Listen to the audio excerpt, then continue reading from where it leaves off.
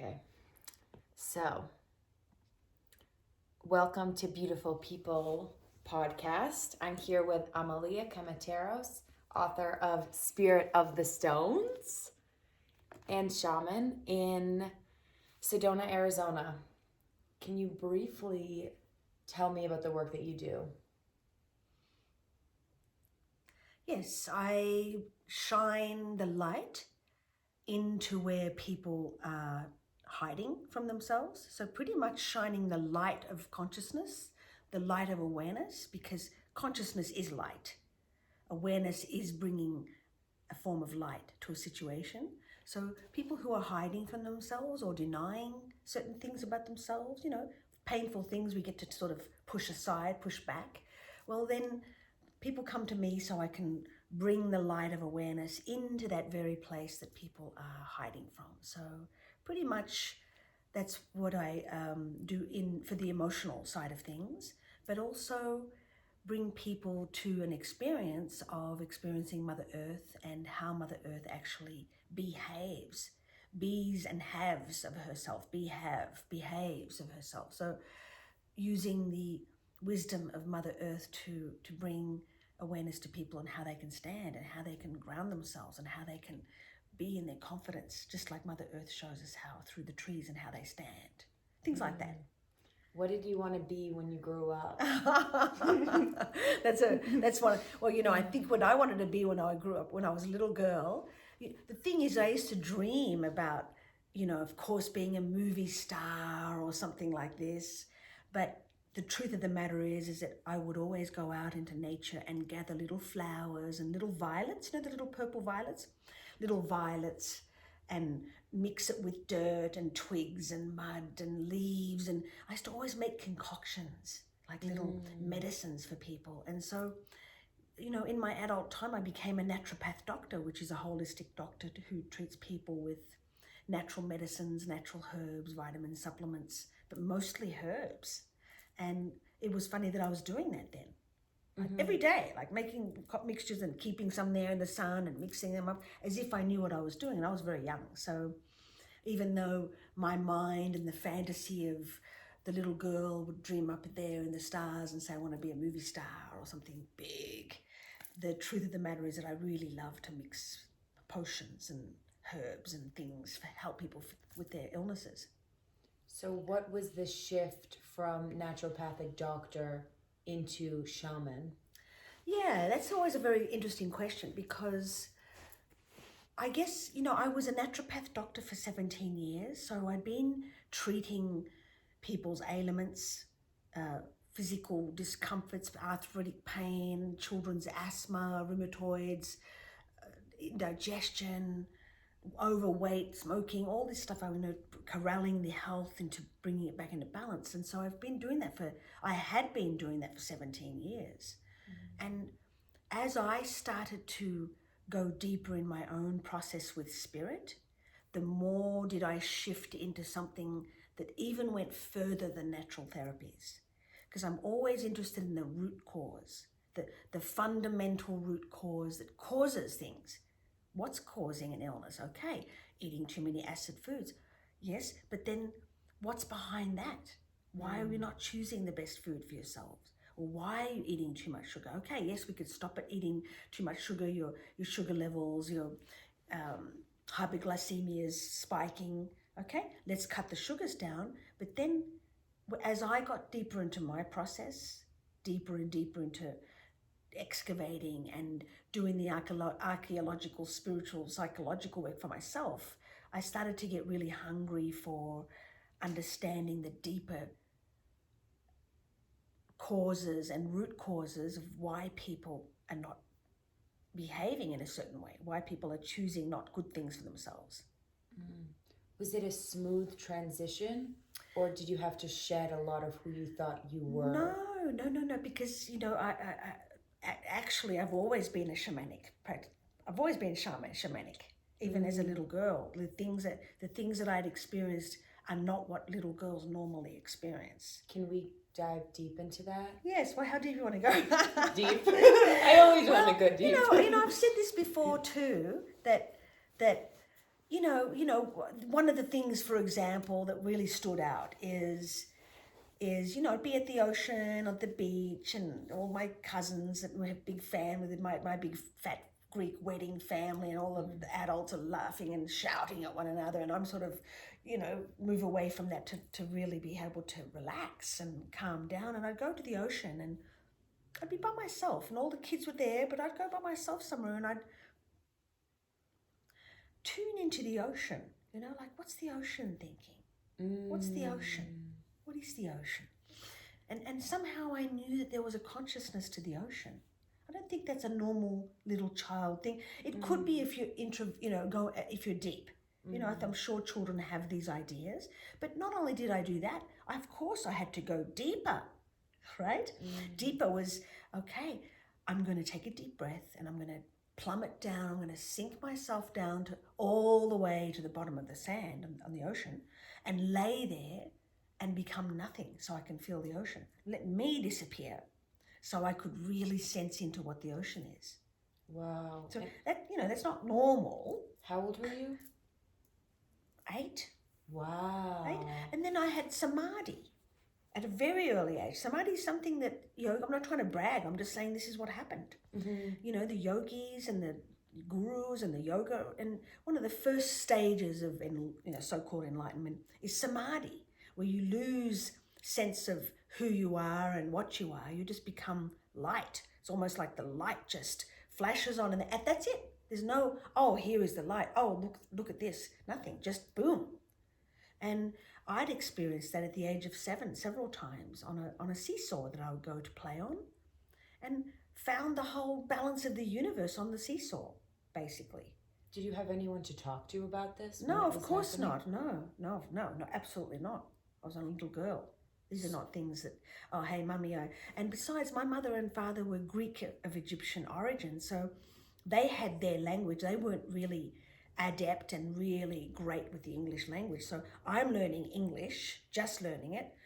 Greek is my mother tongue at home, and they've got their language. So, this is my own way of finding out who I am, not so much into their world. My own little world was the shamanic world. And I don't think that's unusual for a lot of children to go and explore in nature and experience what we might call shamanic, because Mother Earth is shamanic.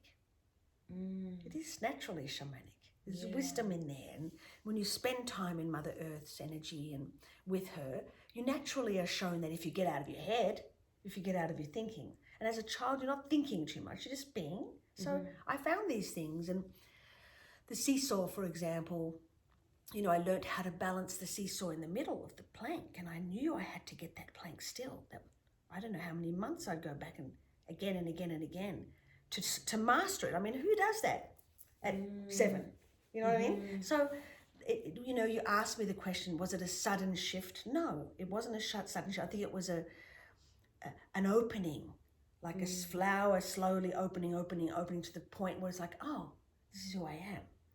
And so when I was a naturopath doctor, we had land, and I'd go naked into the next door neighbor's land. No one was ever there. So I'd take my clothes off and go into the next door neighbor's land and find shells and because it was by the ocean pretty much, and bones and feathers and make dream catchers and just enjoy that. But I loved taking my clothes off and being like a little Aboriginal, to be honest with you, and just, I had so many cares and worries, and I was married, and I had a clinic of 14 practitioners, and, at a young age, a lot of responsibility in this way of being a naturopath doctor with 14 practitioners, running a business at an early age. I think it might have been 24, something like this. And so taking the clothes off and escaping my confines of the 4 acres that I lived on, and into the other person's land to find all these magical things and make something out of it was just so much fun. So that's how it came to be, Did you ever stray off the path and then come back? Or was it a very fluid? That's a good question. No, I never strayed off the path. Actually, I started studying meditation at the age of 16. Wow. And that was a long time ago. So meditation wasn't a common thing. Mm-hmm. And I was celibate at the age of 18. And, you know, I was always tuned. I was a little priestess. Always a little priestess. My mother and I would look out the window, and thanks to her, she introduced me to the moon, which is a very feminine archetypal energy to be focusing on as a little girl. And my mother and I would put our heads together very often. I don't know if it was every night, maybe, well, when the moon was there, obviously. And we'd look out of the kitchen window because the moon would traverse through over like that, and we'd just dream. I guess there was a moment that's where her and I were able to meld and not think, and her not worry, because she had a lot of worry and a lot of anxiety and depression, and that would be a time where her and I could dream into the feminine, dream into the dream time, just dissolve into that beautiful energy that was available for everybody. And so, no, it didn't happen all of a sudden. I didn't stray off the path. I started very early doing Vipassana meditation, and I guess that's the soul path of who I am, you know. I didn't go off into drugs, and of course, you know, I smoked pot here and there, but that was later on. It was not, I was always on the path, and still am. Wow. So when you started getting all of the trainings, you were a naturopathic doctor, and then to close that chapter of your life, you were done. Well, this is where you'll see in my book, The Spirit of the Stones, there's the journey of what happened and how spirit started to come in more and more and more to take me away from that life. And it's not something I chose to come here to Sedona at all. I was in Australia, and I was married, and also working with a fantastic band called NXS, who a lot of people do know. You know, my age people would know who NXS is.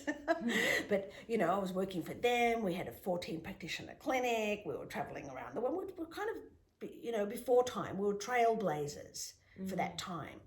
And so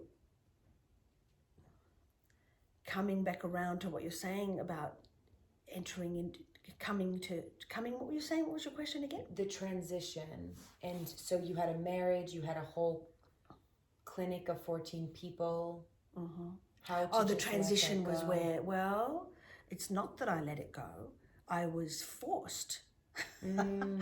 I was forced by spirit. I was absolutely led by spirit. And when I say forced, I mean, if you'd read the book, you'll know it was kind of like, whoa, you know, forced in a way. It was like, nuh-uh, not there, here, here, here. And you know, where it started was in the back of my house on the 4 acres of land, you know, was where I'd meditate. And I was always into stones, you know, I'd always collect stones, and I made a medicine wheel. And it's so funny, when I first came to America, to the USA, everyone here was all about the didgeridoos and the Aboriginals. And when I was left Australia, everyone was all about the medicine wheels and the teepees. It was so funny that there was like this bridge going on, you know. So back then I was, you know, I had a medicine wheel, and I'd already had a circle of women called Spirit Women of the White Council. Spirit Women of the White Council. We were doing it. I was creating outlandish ceremonies that not many people I've seen here do. You know, pilgrimaging into a cave at dawn, and not speaking to one another, but feeding medicine food to each other. When I say medicine food, I mean certain foods that we really loved ourselves, to share that with others, or renting a bath, a hot tub in a gymnasium or some sort, in a spa, more like it, in a spa, so we could rent it privately and do the anointments and pour a little bit of oil on the woman's body and massage her as we cradled her in the water. I mean, that's pretty outlandish ceremonies compared to what you get now. That's what I think anyway, right?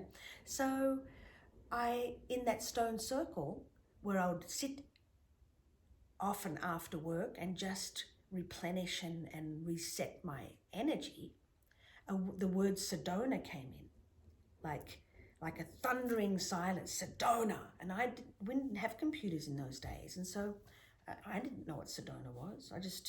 That was it. As soon as that word Sedona came, and my body clicked 3 times, and kind of like my spine went into alignment 3 times, like and the fourth click was my hands out here, and whatever this Sedona energy was coming into my hands.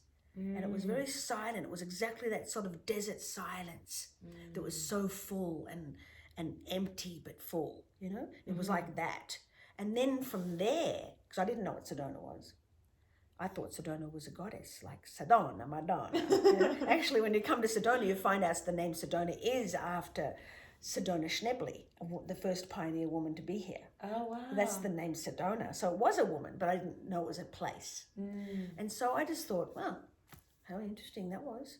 But then the night after that, I had a dream that I was climbing a staircase, and every level you'd eat a few, we call them lollies in Australia, but here they're called sweets, you know, little sweets. You pick a few sweets you have to eat to go to the next level, and a few little sweets to go to the next level. And I went up 3 levels. And this is a very lucid dream. And I looked out and I saw these big red rocks. And you had never heard? No, I never heard of Sedona. I didn't even know the rocks there or nothing at all. Wow. And in the dream on the 3rd floor, I'm going, oh, I'm in Sedona. This is Sedona. And then the next morning, this woman comes into the clinic and she starts telling me, I won't go too deeply because it takes a lot of energy actually for me to tell this story. It's all in the book. It's all in the book. Spirit of the Stones. Spirit of the Stones is actually on Audible as well with my voice, which is good. Yeah, I couldn't good. let anybody else read this story. Anyway, so this woman called Maxine comes into the clinic. I'm about to give her a session, and she starts downloading and channeling. I mean, back then there's only like one channeler in the world that we knew of, pretty much. Yeah. You know, and so she started kind of, this other voice came through, started saying that you have to go to this place, and something really weird happened. I don't wish to really share. Forgive me, but it's too much right now. But something that's never happened to me ever since, like that, was so strong that I've never experienced it before. But a couple of times I went off, you know, she found me and brought me back and started talking again, and I went out of my body and she came back, and you know, that kind of thing. And she said Sedona. And then that was the beginning of a 2-year non-stop relationship with Sedona that was relentless with me. Visions, dreams, omens, one after the other. And you know, and I'm the sort of person that would check in. I've done a lot of work on myself, so it's not as if, oh, look what happened. I'd be like, where is this coming from? Where's the root of this? You know what I mean? So it wasn't as if I was like, oh, I had a vision. It was more, wow, this is getting serious. This is really serious. Whatever's trying to get my attention is starting to get my attention, you know.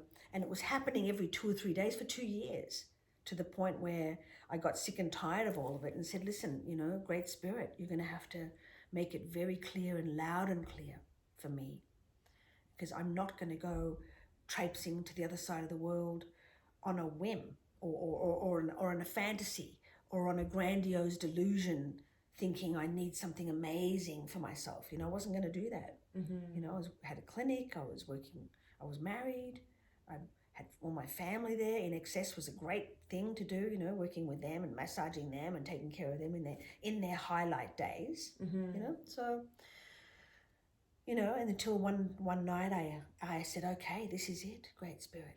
You better show me good and strong if this is true for me. You better show me good and strong, because I'm not going to uproot my life for this that could be nothing. All these things are amazing things, are not really, you know, grounded in anything. And so that night, I did ask Great Spirit to show me something, and it did, twice. Severe things, severely. And then to the point where I just went, okay, you got me. Wow. You got me. I can't resist anymore. I've tested you. I've tried you. You know, this is too much this is whatever just happened right now in my eyes is too much to think I can just forget about it. I can't. I have to. So that's when I went down on my knees and I just bent over and I said, take me, I'm yours. Wow. That's so beautiful. Mm-hmm. And so much surrender that had to happen, which seems that you had so much preparation. Yeah, I guess that's a good way of putting it, that I did have a 2-year preparation. The first year, was all the omens and symbols and synchronisms and, dreams and visions and one after the other, like, oh my God, what is this? And then the second year was when I decided to leave, like, I'm going to do it. So that first year was all those symbols and visions and omens. And then I had asked Great Spirit to prove it to me, and it did. Then it took another whole year. You know how time just flies by. Always. Then it took another whole year to actually pack up my life, pack it up, close up with the husband, finish up here, finish there, sell my business, make sure everything was perfect to the cent before I left. Beautiful. Can I ask about how that relationship unfolded? Was that okay? Which relationship? The husband. Yeah, well, yeah. We don't need to. Yeah. Well, it wasn't, no split up, especially if you're not conscious, is that pleasant, to be honest with you. Yeah. And back then in the, 27 years ago, when that was the case, 26 years ago, something like this, it was, divorce was happening, but it wasn't, as prevalent as it is now. Right. And then we had all our families mixed in, and I was wanting to leave for a long time.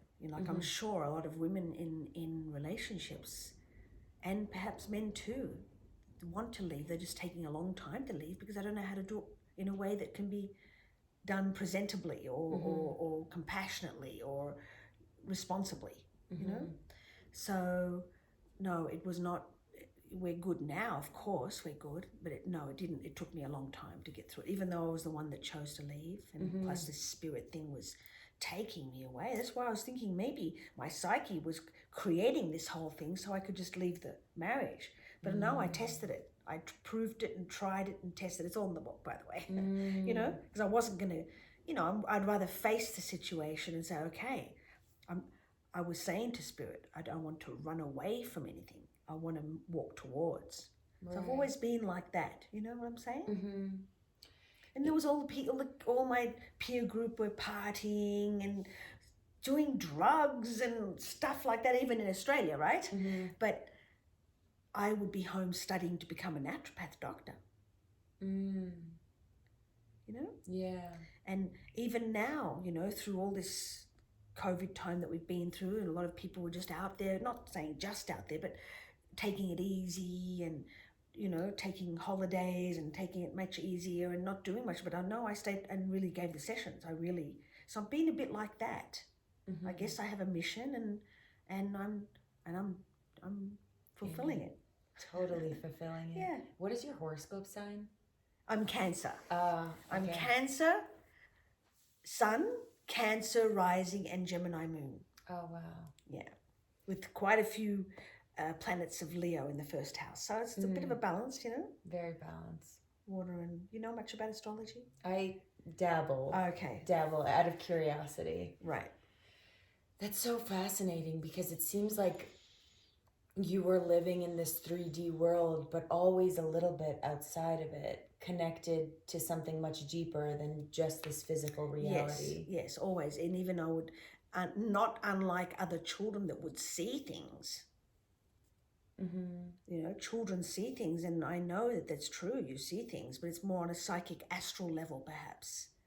But because the adults don't see it, they're functioning more from the 3D world. Children are a lot more closer to spirit. They've arrived.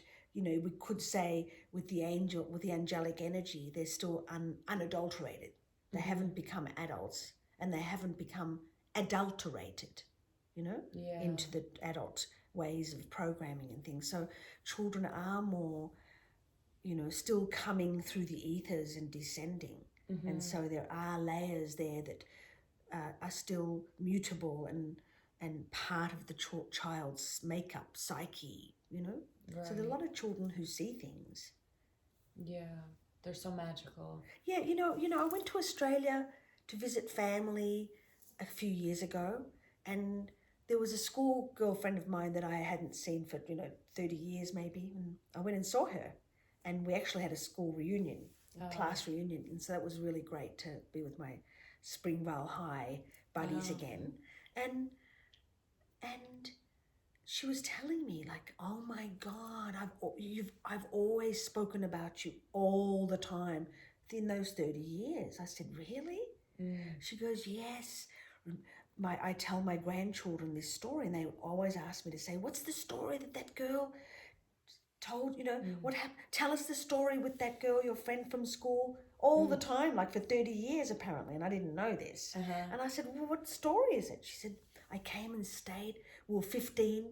We was 15 years old, and I came and stayed the night at your house, in your room, with you in the other bed there, and you woke up and you sat up on the bed and you were seeing this emerald green light coming from out of the door, the light shining out of the door. And I'm saying to her, do you see the emerald green light? She's going, no. And she was freaking out. She said, I was packing my pants. Because the Australians are really funny the way they talk, I'm packing my pants, And I didn't remember this story until after she told me. She said, remember? And I had to go back like, oh my God, I remember that now. But I was seeing this emerald green light and saying to her, there's emerald green light coming through the door. She's going, oh my God, I'm freaking out. She's seeing what she's doing. Then she saw it. Then she saw it. So she saw it too. And so she tells that to her grandchildren all the time. Even still, they want to know. I go, I guess over the 30 years, I wanted to know. And it's funny that in the book, there's about 4 chapters in this book that actually speaks about the emerald. And this book was written before she told me that story. So, and I was raised in Emerald Drive. And there was a lot of shamanic, magical things that happened to me around the emerald energy. A lot. It's in the book, but I'm just saying there's a lot of interesting things. And then there again, only a couple of years ago, because the book was published in 2006, only a couple of years ago, another one of the emerald things came through. So I've had this connection to that as well. Like when I went into Egypt, maybe 30-something years ago, maybe even 35 years ago, I'm not sure, I saw an emerald city of crystals in the Great Pyramid of Cheops. Like really right there. And you can see things. It's not unusual to see things in the Pyramid of Cheops. It's really, really a chamber of light that is so dense that it's almost like black.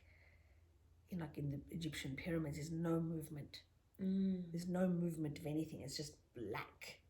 In the blackness, I guess, is more of the connecting into the void of creation, connecting into that place where there is no thought, and so you can access more unseen things. Do you feel that as we continue on our path, as we get older in society, we have to disassemble the conditioning in order to connect back to the truth and the nature that we are? I definitely do. And in the people that you work with, do you see that there's a lot of false beliefs that they carry? Absolutely. Programming. I call it programming, or I wouldn't call it blueprint, but I would say it's a maybe blueprint of society, but definitely programming. I call it adulteration. I mean, it's part of the dance on earth. We descend. I don't feel like we're coming out of the earth like seeds, like plants. It's like we come from a place of spirit, descending into the physical plane, through the body, through the mother's body, through the mother energy. And this, you come pure. The babies don't come with thoughts and racked up. I mean, every now and again I have met a baby that's, already upset or angry, but that's very rare. I don't know if it's could very possibly be from a past life experience, or through the pregnancy, they may have picked up some things because babies are, antennas for spirit. They really do pick up emotional energy, especially in the water, of the amniotic fluids. And babies and children are very close to God. Whatever you call God, great spirit, maker, creator, mother, father, God. I don't mind the word God. I love the word God. So they're very close. They're very pure. If you notice that babies and children, everyone has time for them. Everybody falls into the grace of a child. Everybody gets enamored and feels the love of a child, isn't it? Yeah. They feel the love of the child. It's pure. They're amazing. Very pure. And then they start to get adulterated.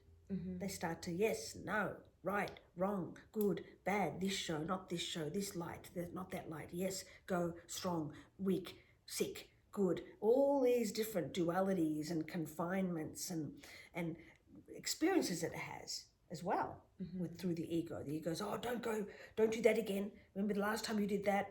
You felt pain. Well, we don't want you to feel pain. I'm here to tell you we're not here to feel pain, so you better just not go there. There's a lot of different restrictions that create the child to become more and more and more and more and more dense. You see? So we come in very expanded, and yet more and more and more and more, even in having to adjust to the field of this planet.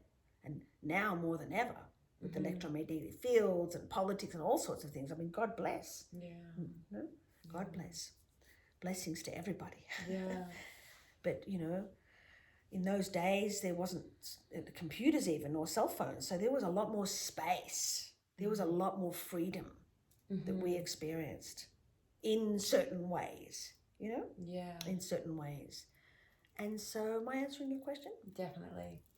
In the process of unraveling who people are for people listening, in the chaotic time that's happening now with politics, with everything, we don't need to get into the details of the politics, but people are feeling scared, they're lost, they don't know who to trust, and can they find answers within themselves?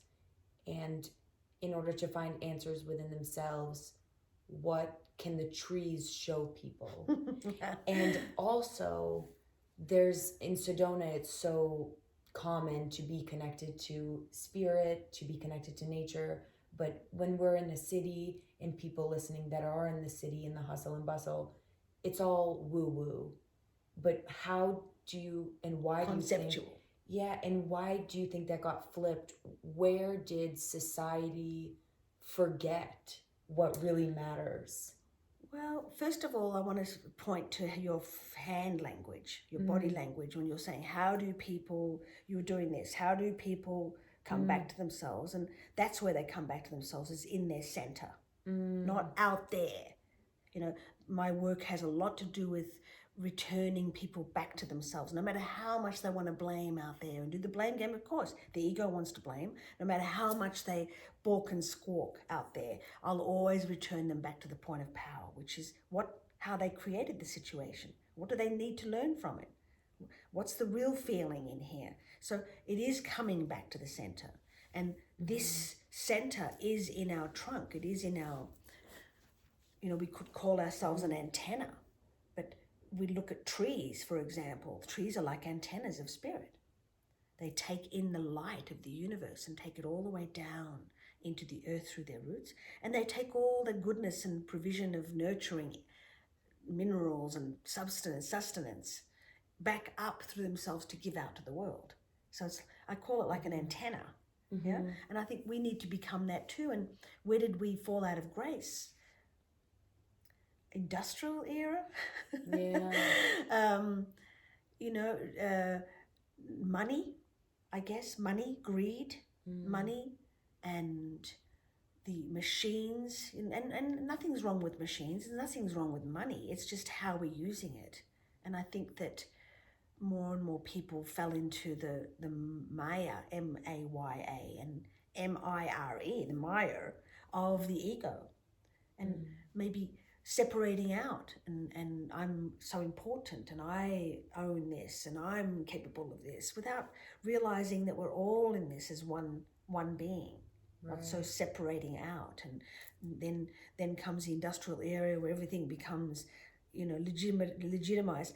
Apparently, before language, when there was body language and cycles of nature that people were living in the indigenous ways, there was less separate. I mean, there were clans and wars and things too, but in the mind itself, I believe it's when the alphabet started to come in and make incremental little moments is where we moved out of that feminine brain into more of a masculine 1 and 1 equals 2, 2 and 2 equals 3, and it's more incremental rather than overall. And of course, the brain starts to adapt to what it has to. It's like now with COVID, you see, even in the restrictions of Arizona, all the mandates of masks and the amount of density of people that can be in one, that's all been lifted, and still people are all wearing masks. So it's kind of like what you learn, and when you learn the language, and then when you learn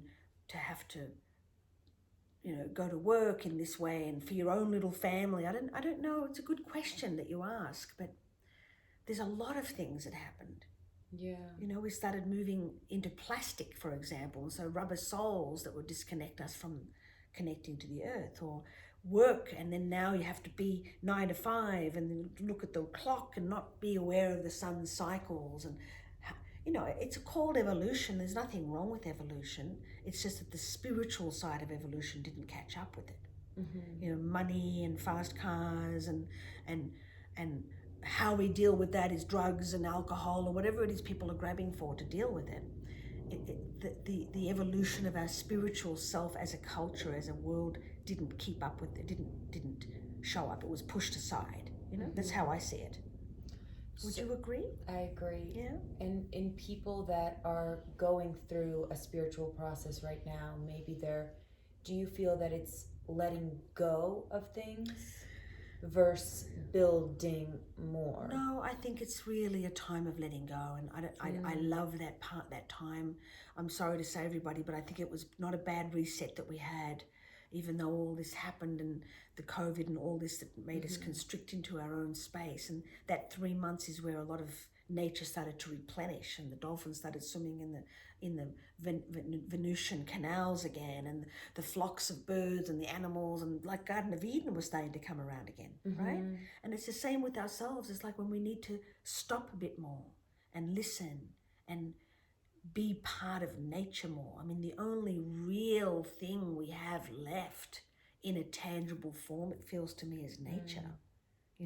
Even love is skewed. We don't really know what love is either. But when you look at babies, to me, I always say babies and Mother Nature are the purest expression of God there is. And so that's why I created this course that Stronger than ever. Tell them that you've helped me. Stronger than ever. That you helped me get it out into the world with. So thank you for that. It's an amazing course. Thank you. It's called Stronger Than Ever because Mother Nature can be stronger than ever, can teach us how to be stronger than ever.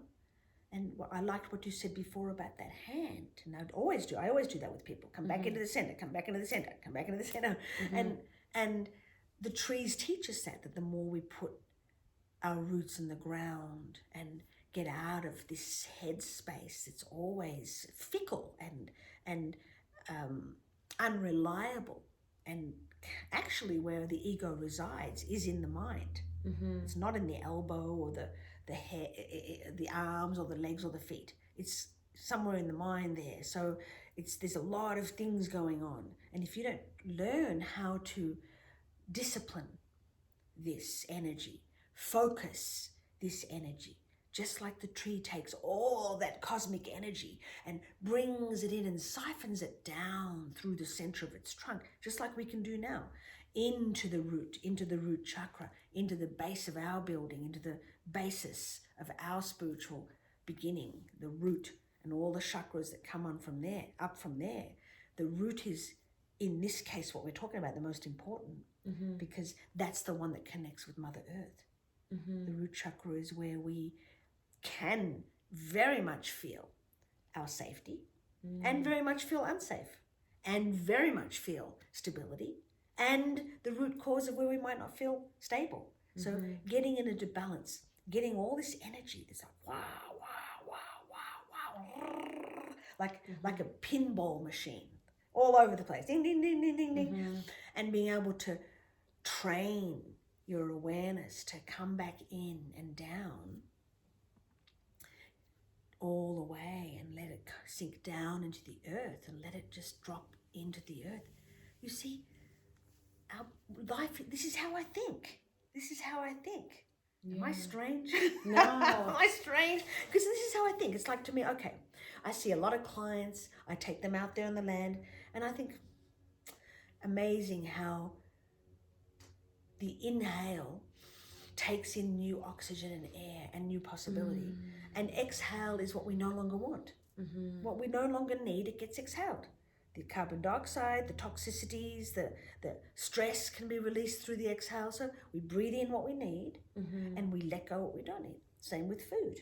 Right. We eat food and our body knows exactly what to let go of, and we eat food and we excrete what we no longer need. That's just life, right?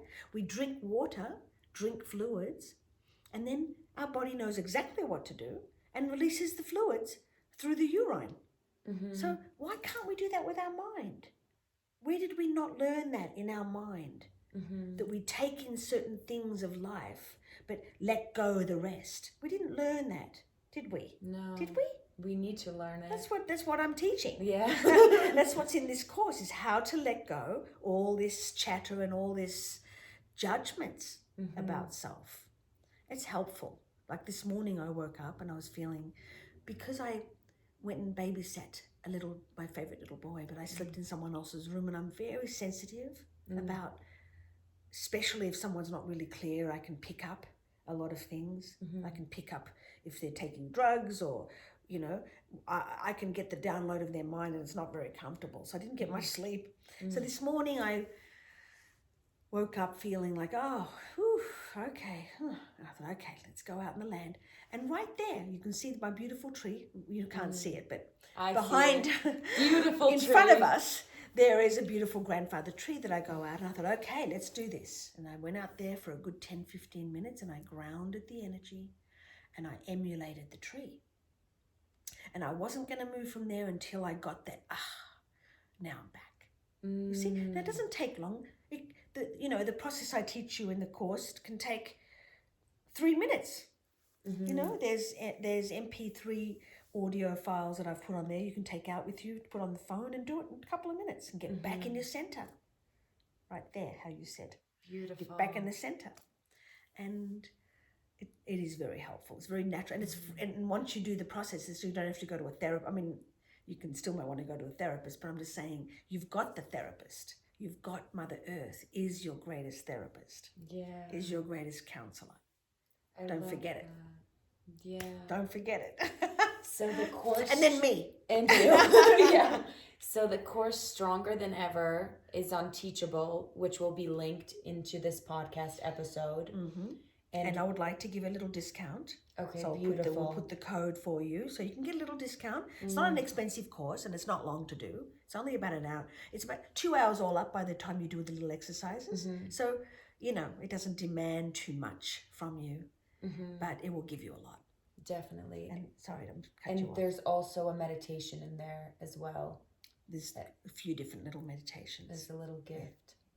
Yes, there's some gifts. gift. Yes. It's a very beautiful, incredible grounding course, and I feel that especially for people during this time, to look external and not connect within would be a disservice to the beauty that the person listening to this right now can become. Yes, it's more important more than ever to reclaim our own sovereignty, reclaim our own power. And, you know, we do have that within ourselves. It's just that we get so lost in the other, you know, whether it's the other relationship or whether it's the politicians or whether it's the money, the other.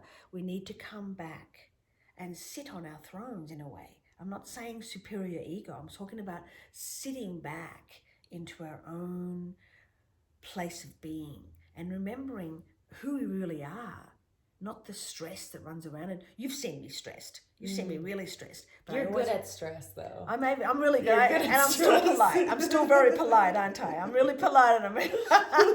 But I know where to come back to. You know, I know how to come back to. It's like, okay, a bit too far out, come back in. Too far out, come back in. And Mother Earth is our greatest teacher. For me, you know, for what I offer you, Mother Earth is the greatest teacher. Other people might tell you that angels are, or other people might tell you that what else is there other than Mother Earth? Science could be, you know? Yeah. But for me, as a shamanic practitioner and a priestess of Mother Earth, then that's what I'm going to offer you. So stronger than ever. The course will be available. The link will be provided. Thank you so much. This is so beautiful. Thank you. It was fun. Thank you. Really fun. Blessings to all of you. Blessings to you. And can we close our eyes just for a minute? Yes. Okay, let's just close the eyes for a moment. And just take a nice few deep breaths. And just imagine you're a tree.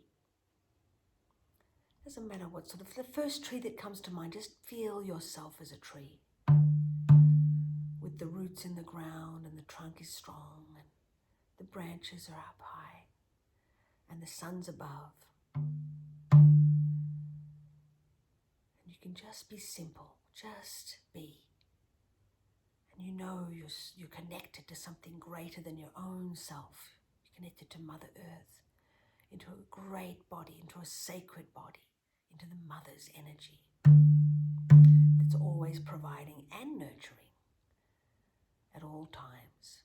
And take a deep breath in from the sun in the sky into the heart. And exhale from the heart down into the earth, down through your roots into the Mother Earth. And now breathing from Mother Earth up through your roots, up into the heart. And exhale back up into the light, into the heavens. Let's try that again 2 more times. Breathing into the heart, the light of the sun, the light of the heavens. Exhale, give that to the earth, drop it into the earth. Give Mother Earth the light. That's right. And now breathing in the nutrients of Mother Earth, the power and the juice of Pachamama into the heart, and exhale. And you can do this as an exercise for your own life. If you need help, you draw in the universe's energy into your heart. And if you need to let go, take that breath and let it go into the earth. Mother Earth will take all the debris and all the dead leaves and all the dead bones and all the things that are no longer, even our shit she takes, you know, to recycle it for your inner tree, for the tree that you are.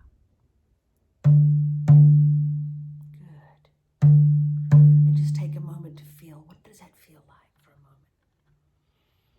How does that feel?